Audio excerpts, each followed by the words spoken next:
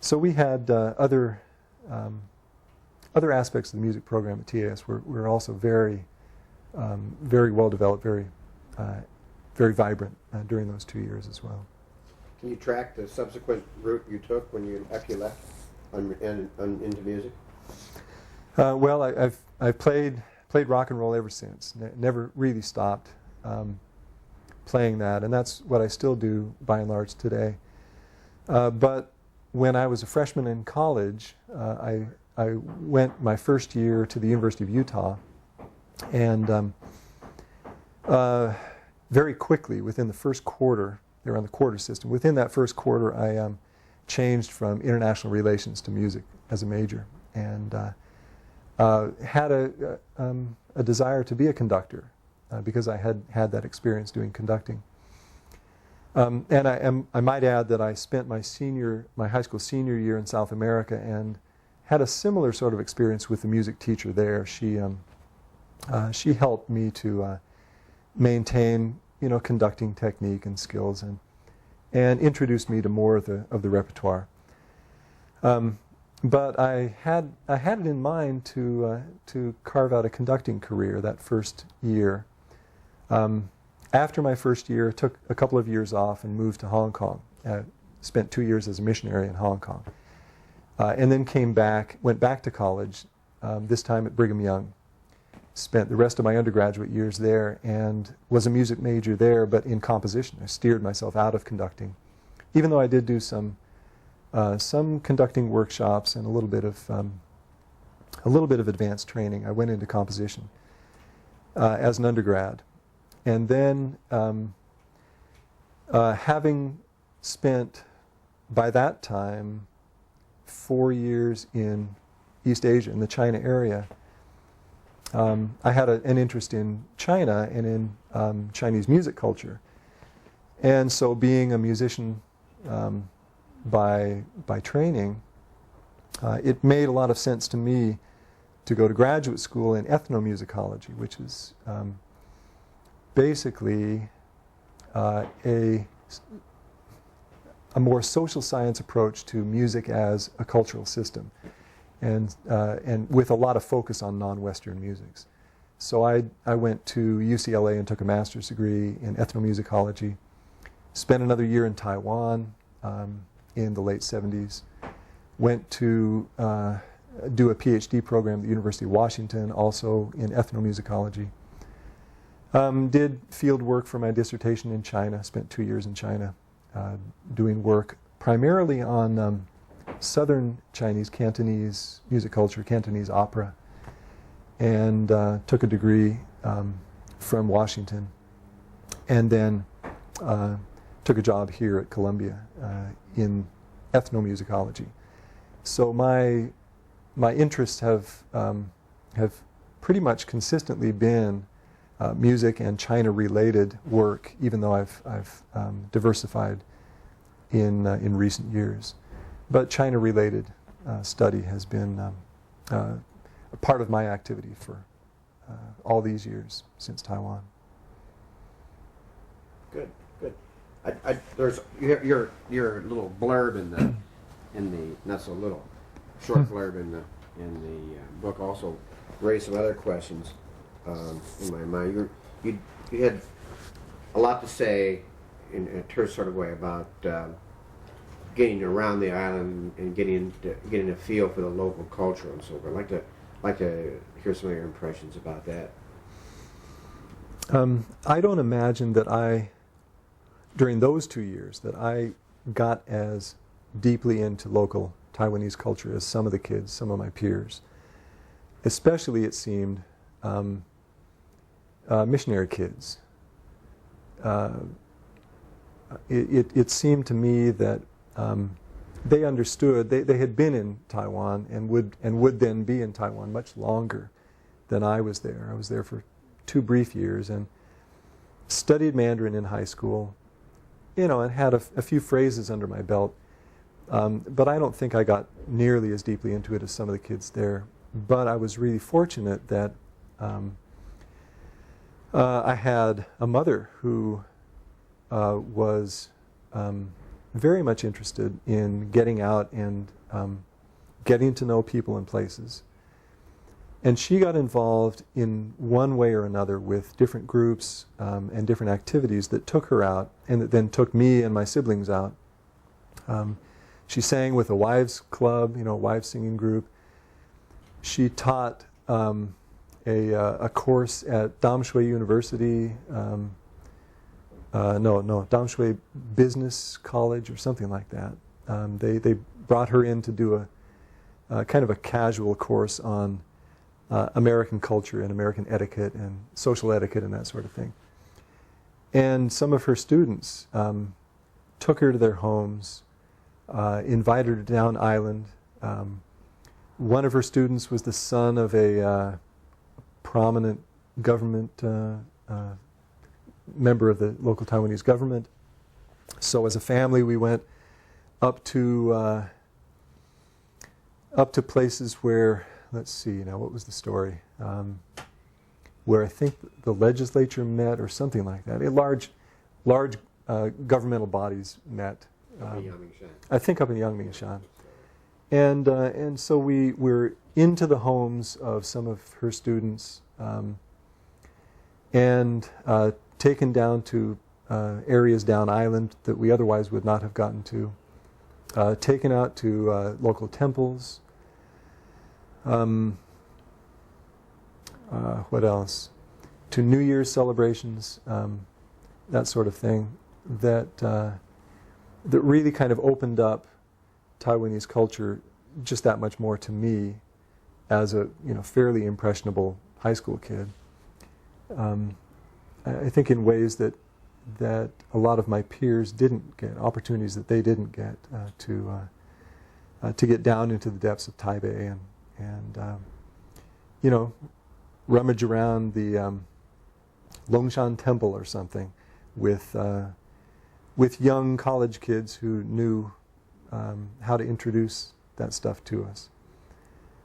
Those were highlights of my stay. In addition to hanging around an international student body and hanging around military clubs, getting out and combing Taipei with friends or family members was also a great experience.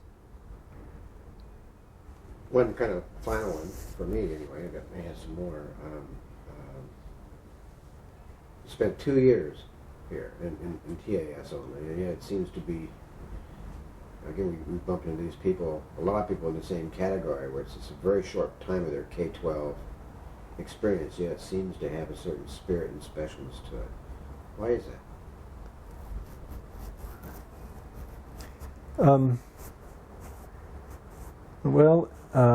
I would. My two younger siblings, my younger brother and younger sister, were there at the same time. My younger brother in, let's see, what would he have been? 6th or 7th grade, and my sister in like 3rd, 4th.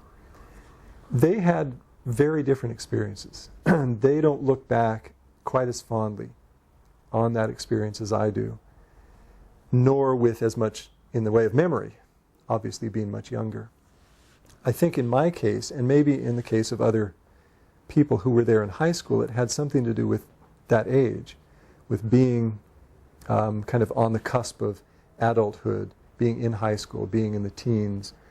And I know that for me, and probably for a lot of my peers, I was leading a kind of a double life, a home-centered life, with mom, siblings, my dad when he would come back, and some local families, church families up on Wellington Heights in that neighborhood.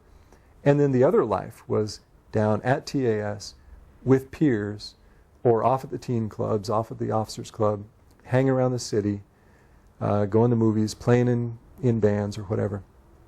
And I think when you're on that cusp, at that age, the way we were, things just seem much more alive to you. I mean, everything is a fresh experience that you're not really threatened by, you're not really afraid of. You're willing to, jump head first into things where my younger brother and younger sister were not. They were terrified by stuff, and my mom was scared by a lot of things too. But being a teenager, being a 15, 16-year-old, I didn't seem to know fear. And so, to a great extent, that, I think, accounts for just how vivid the experience was, even 2 short years, and how still vivid it is. I continue to go back regularly, looking at my yearbooks, looking at my photo albums, looking at scraps, and all of that stuff, the stuff of that 2 years is more vivid to me than 2 years ago in many ways. I think because it was assaulting the senses in so many new ways, so many different ways. Now, having said that, I knew of a lot of kids, especially military kids, who had been, maybe was their 5th post. They'd been to Germany. Everybody's been, the obligatory post in Germany. People had been to Okinawa. People had been back to the States, jumping around. They were a little more desensitized to changes. They were maybe the chief architects of this little American cocoon that was definitely there at TAS, at the teen clubs, at the officers' club. And maybe they weren't as sensitized as somebody like me. This was my first experience really overseas. Everything was fresh. Everything hit me, very hard in a very sensory, sensual sort of way.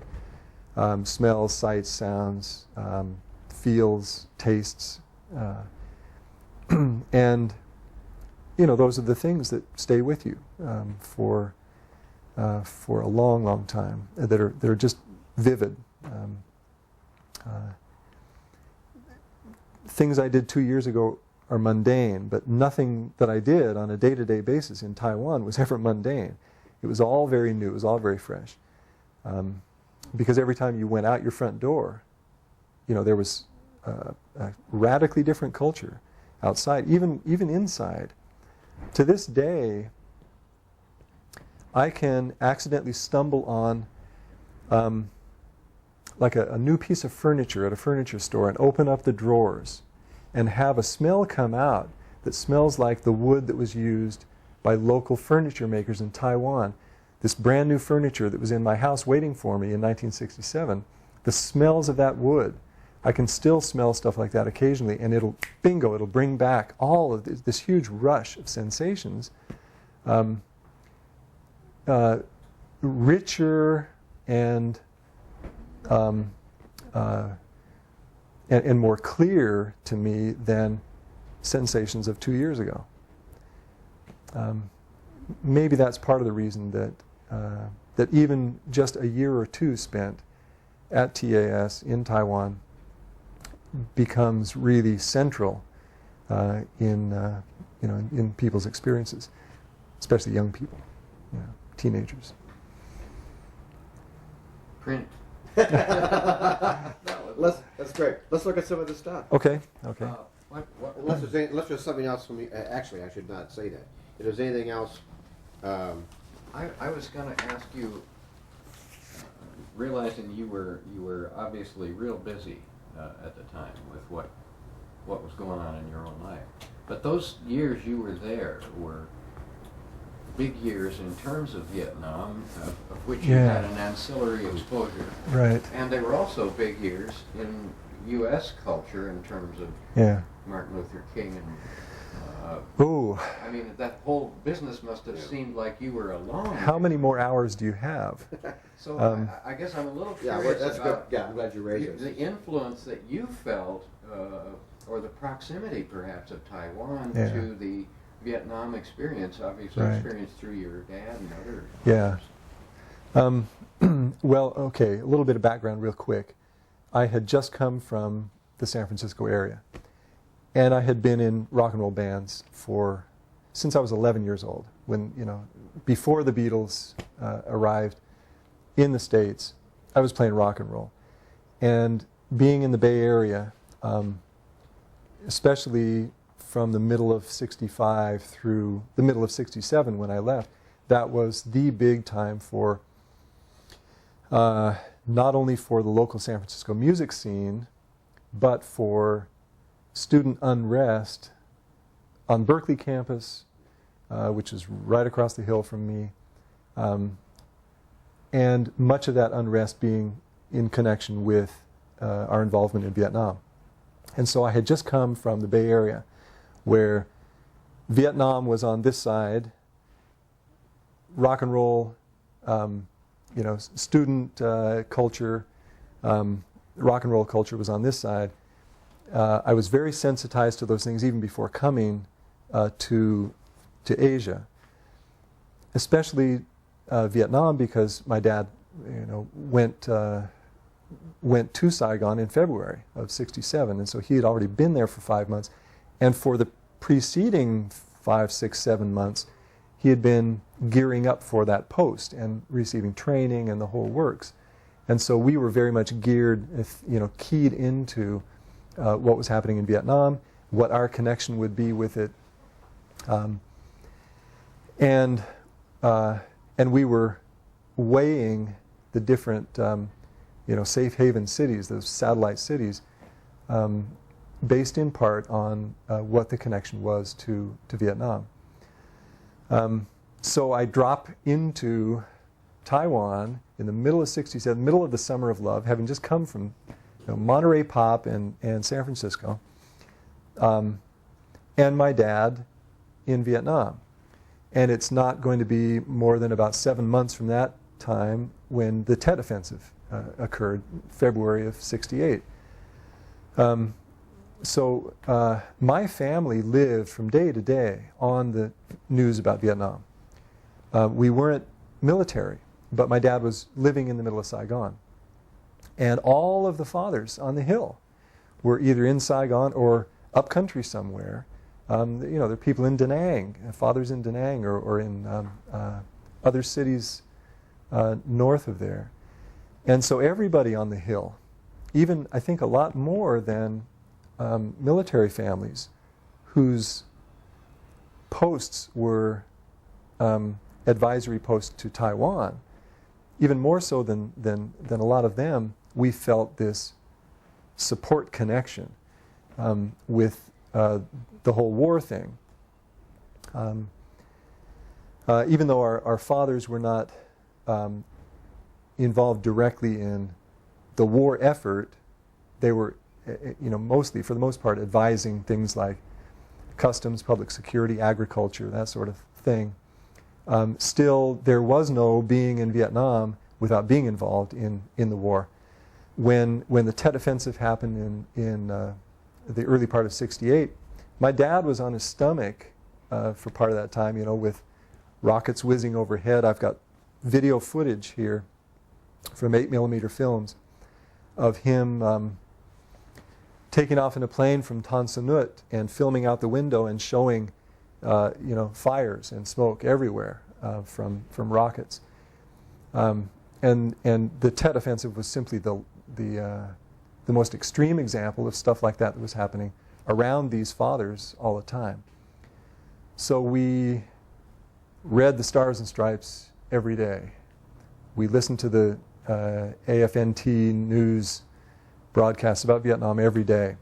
My parents wrote letters back and forth at least once a day, sometimes twice a day they were sending letters to each other. And so we were apprised of everything that was happening in Vietnam at the time. Now, being teenage high school students, being involved in rock and roll music culture, being a little bit out there, as my friends and I tended to be, we had to think twice and thrice about what the involvement in Vietnam meant, not only to my friends whose parents were in the military, but to those of us who had fathers who were still there in Vietnam. And a lot of us were really ambivalent about the involvement there. We felt partly an obligation, but partly a heartfelt support of our involvement there, the war effort. And then there was part of us that thought, look at what our peers back home are doing. We got all that news as well. We were fortunate that not much of that was very heavily censored. We could, we knew what was happening. And so we had to give a lot of serious thought to where we stood. I think many of us didn't end up standing very firmly. We were sitting on fences for much of that time.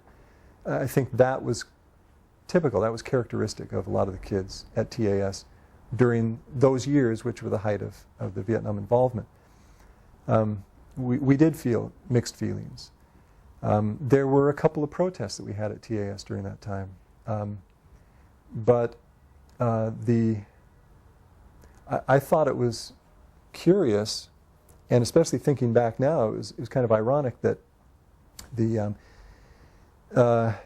protest and the dialogue about the war were much lower key and smaller scale than our protest against the quality of cafeteria food, which is the biggest protest of that 2 years that I can recall. We had leaflets going, we had armbands, we had marches around campus, and the whole works because we were being fed, hamburgers with Band-Aids in them and stuff like this, and that occupied us much more in overt expressions, of protest than Vietnam, because I think there was a good deal of ambivalence among kids who were spending time thinking about it. How about faculty? Were there vibrations that you picked up on that maybe communicated to students in terms of how the faculty might have felt about the issues? Not much, and maybe that may have been that I was oblivious to it. I don't know. I didn't pick up on too much in terms of specific faculty and their perspectives on Vietnam.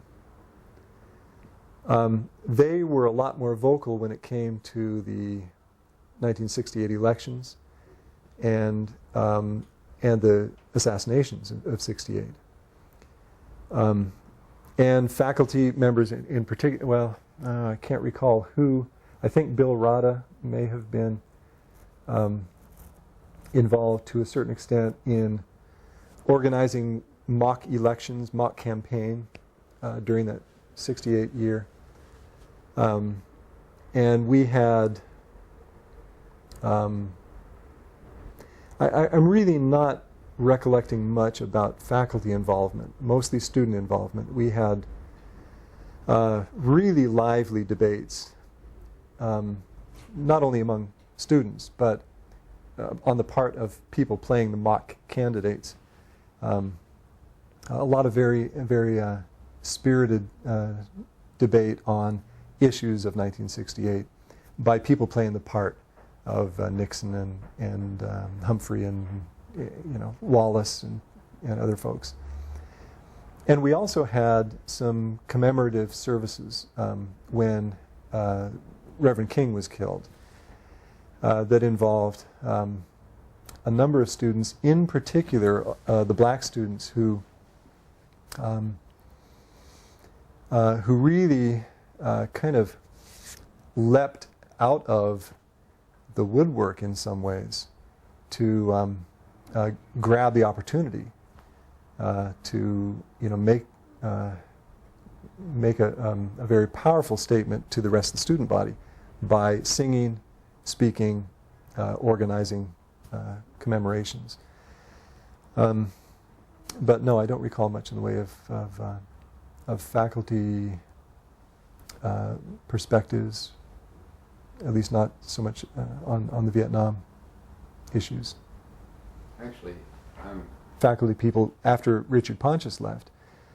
And those were opportunities that other students had, and they speak very fondly of Mother McGrath and Mr. Mordaunt and whoever, because they were close to them. That maybe they were faculty advisor to a club they belonged to, or they worked closely with them on projects. But I didn't get that chance. I didn't take that chance. So I really am not as keyed into their experiences as faculty as I could have been. sounds like you kept busy though. Yeah, I'll say. Okay. Okay, this is good. This is stretch'em, okay? This is, it's supposed to be a tight fit. My guess is he could still get it on. I mean, I couldn't help but, if you don't mind me saying, when you said that the Dukes were tall, handsome, and studied. There is, I'll tell you, there's no accounting for taste. Because a lot of the... I'm rolling. You can tell me what this is. This is the carved wooden name plaque that would adorn the post out on the main gate to each home up in Wellington Heights.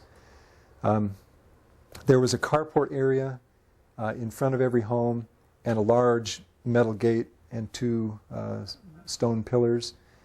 And just about every family up there had one of these, below which there would be tinier plaques with individual names on them, also with Chinese characters. But this was typical of what you'd find on just about every home in Wellington Heights.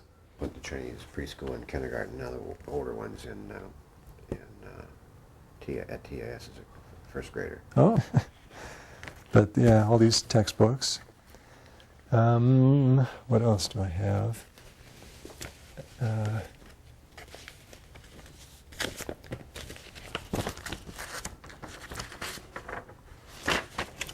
These are maps that I drew up of the two military compounds. The officers' club would have been up here, Okay. and this was the east and west compounds. So this is Zhongshan North Road. Right. Okay. Yeah. All right. Where's the? Let's see. This is looking north. Mm-hmm. So That brand sounds new. familiar. We had to go way out through rice paddies to get there, and long drive, Yeah. and Yep. so forth. And of course, that's all city now. But it's rough. You know that road. This, I'm sure, is all city now, too. It's all built Oh, yeah. up. But it used to be, in those days, it was rice paddy everywhere. Nothing but rice paddy. Beautiful place. This is the officers' club. Now let's see. This is Oak Club, right? And this is Yeah. on Zhongshan North. They're just getting ready to tear this down. Oh, is that right? Now what you got here now is the pool's still there, of course. And actually hasn't changed. Was this building here too? Yeah. Yeah. This Yeah. whole thing was the club. Yeah, this is the main entrance. Yeah. Right. It hasn't changed that much. Then you go into the pool this way. Yeah, Mm-hmm. this is still the same way because the Dairy Queen's gone. And this, all the insides have been done any number of times. Yeah. But now the city is taking it back, and they're going to tear the whole thing down. I think itself several times, and now I'm a part of it because of my. I was with state, but then with because I was at Bay for a while too. So. Gee. Well, let's see what else you might be interested in. I haven't even had these envelopes open in quite a while. Okay, now these are all letters, so nothing there. I like this one. That has the flavor. That don't quite have this. It's surprising. I remember this very clearly. I studied this book. We had them done in the four suits. Did you have a pen shaped this way also? No, we never had pins, Okay. not to my recollection. Me, because I don't remember what the Junior Woodchucks was.